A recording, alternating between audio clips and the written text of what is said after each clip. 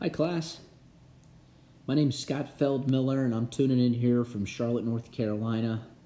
Great to be joining you all this semester. Today I'm going to talk to you about cognitive dissonance, and couldn't be more excited to be tasked with this topic to review.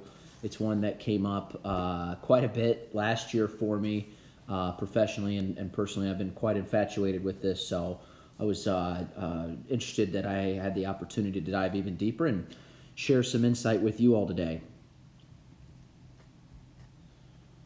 All right, cognitive dissonance. I always like to start with the root of the word and really the most simple definitions of the word. And I think the first piece a lot of us get, cognitive, of, relating to, being, or involving conscious intellectual activity. Think of that as just the processing and computing power of how we take in information.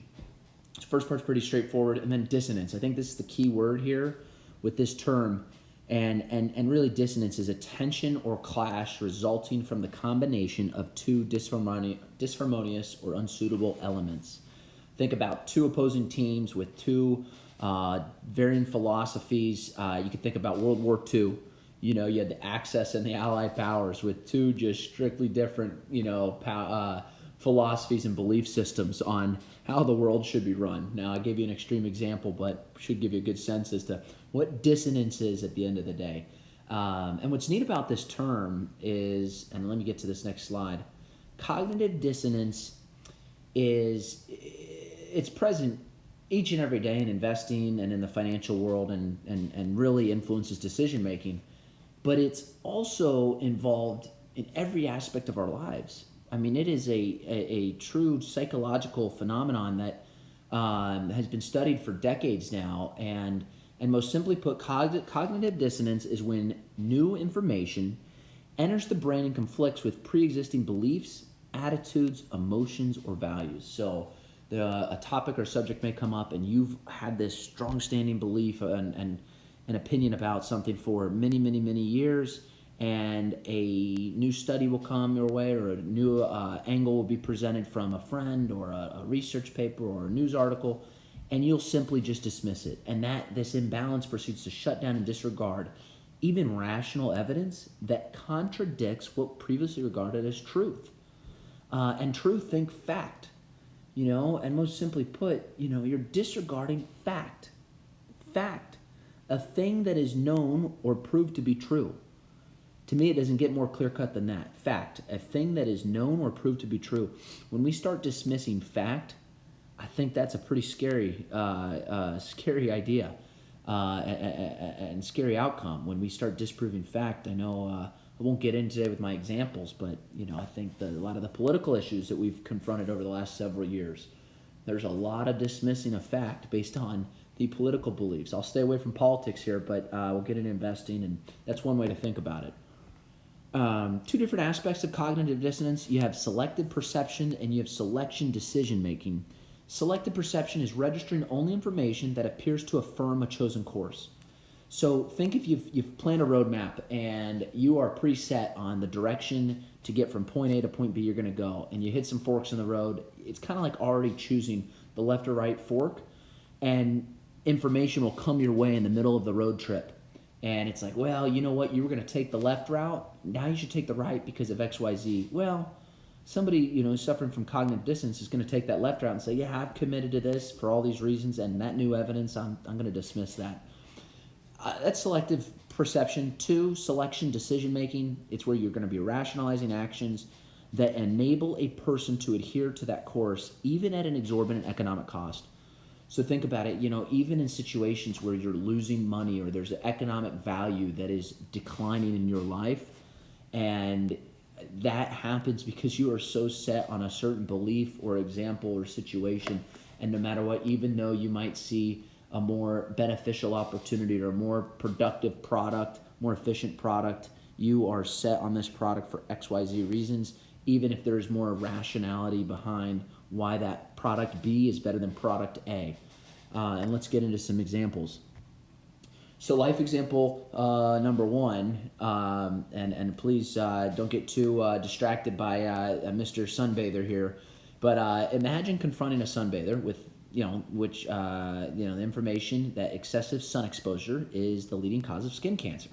And that sunbather is outside day in and day out, and they love looking nice and gold, and their whole life they've never had any health issues. They have never had any melanoma or any skin issues, and they're giving all their reasons in the world as to why they don't need to worry about skin cancer, even though I'd say 99% of us are very well aware that the easiest way to get skin cancer is to not put on suntan lotion, go out in the sun, burn the skin excessively. I've met people who say, when I burn, it turns to tan, and or I don't burn, and the sun isn't bad for me. Well, the two thoughts are sunbathing can cause cancer, and it conflicts with, hey, I'm sunbathing because of X, Y, Z, and we get that. So it causes discomfort of the cognitive dissonance. Investing example. For those of you who work as planners, advisors, even those of you who have invested a little bit on their own, think about a time either you, yourself, or a client has held on to a position way longer than you should have. Key example, for me, I've got a client I've worked with the last few years, retired engineer for General Electric, at one time one of the most admired companies in the world under the days of Jack Welch. And this client had well over $1 million in one position from his working days. Never diversified, hung on to it all those years because the stock was going up, up, up, up, up. And then we know the last 10, 15 years since the Great Recession, GE has been one of the worst performing companies, formerly a part of the Dow. And this client of mine, the position has lost more than half of where it was. And no matter what I say, no matter what discussions we have, and I'm sensitive when I bring it up, and I try to be extremely strategic, you're going to hear different answers like, well, certain aspects of GE are still great. I know they've had their tough times, but if I hold on it long enough, I believe it's going to come back. Okay, well, we're talking one company, and we're talking still a big position here. Two, I've got clients who, and this client especially, say, well, the stock's already down so much, I have no choice but to hang on to it. Okay, you can do that, but let's consider X, Y, Z. That's you can think sunk cost fallacy. And you're going to see this. Either you have, and you need to really understand and help the clients see opposing sides of the argument. And I'll get into some ways that we can combat cognitive dissonance in a minute. But essentially, investors are not going to permit themselves to accept new evidence that suggests it might be time to evacuate the stock or the fund because they're committed based on whatever rationale they've built into their belief system. And we need to learn more about, what is it about that belief system, and learn about the, how we got here. So combating cognitive dissonance. Here's how we can help financial planners and professionals, practitioners. First, I think acknowledgement and admittance. We gotta, if there is cognitive dissonance in an example in our lives, we have got to get to a point where we can acknowledge and admit that there's faulty cognition. If you can't get there, I don't think there's any hope. And don't get me wrong, changing belief systems, it's I'm not going to say it's impossible, but we all know it is extremely difficult to do, especially the older we get and the more deeply rooted these belief systems become. I think it helps if we can, second, evaluate how we came to a specific conclusion, belief, or attitude. Equanimity, empathy, warmth, I think that goes a long way. And, there are certain decisions and certain values and beliefs that, we might not change with clients. But at least if we can learn more about how they got there, we can then start to present evidence of an opposing belief or an opposing view and an opposing angle. I think about my clients who are vehemently against international stock. We know that the research shows that having an international allocation will bring down risk and increase expected return. But the last 10 years, the U.S. Stock market has been the place to be. Well, if you go from 2000 to 2009, international outperformed by about 4% per year. That is clear-cut evidence. But those who suffer from cognitive dissonance are going to dismiss that quite heavily. And I'd say, keep an eye out for coping mechanisms.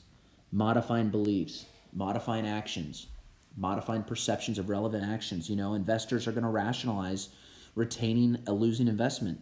They're going to say, well, I don't, Scott, I really don't need the money right now, so I won't sell. They're going to justify in a number of different ways. So glad I could join you all here today with Cognitive Dissonance. Thanks for bearing with me. Always happy to chat, and would also love if anybody is an expert in Zoom and can help me figure out how to record a session on Zoom. I don't pay for the license or the premium, and I only use an iPad. So Zoom on an iPad, I couldn't figure out how to get my picture up, but great to be joining all this semester. Thank you.